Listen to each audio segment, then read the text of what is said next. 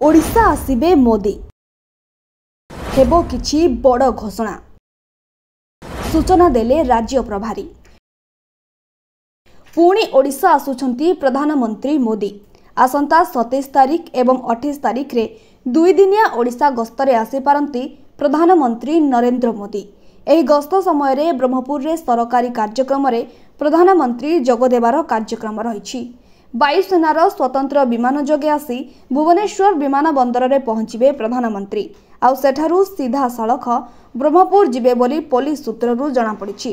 एने चूड़ांत कार्यसूची खूब शीघ्र घोषणा हेबार संभावना मध्य रहिछि।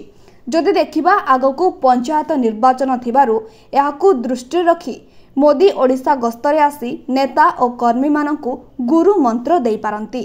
सेही भली नुआपड़ा उपनिर्वाचन मध्य हेबार अछि।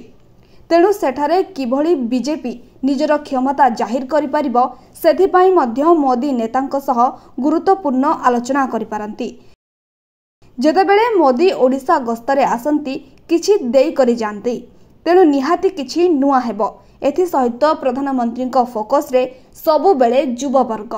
यह तांकर प्राथमिकता बोली बीजेपी राज्य प्रभारी विजयपाल सिंह तोमार कहिसंती। तेबे बीजेपी पक्षरु 15 दिन धरी देशव्यापी हेबाकू थिबा सेवा पक्ष प्रचार कार्यक्रम को ओडिशा पाई एक गुरुत्वपूर्ण राजनैतिक कसरत भावरे देखा जाउछि।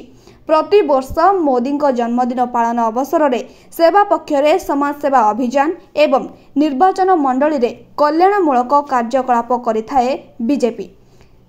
सूचना मुताबक एही 15 दिन मध्यरे ओडिशा रे दलीय कर्मी माने रक्तदान शिविर, स्वास्थ्य परीक्षा, परिमल अभियान एवं सामुदायिक सहायता कार्यक्रम पाई प्रस्तुति करुछंती।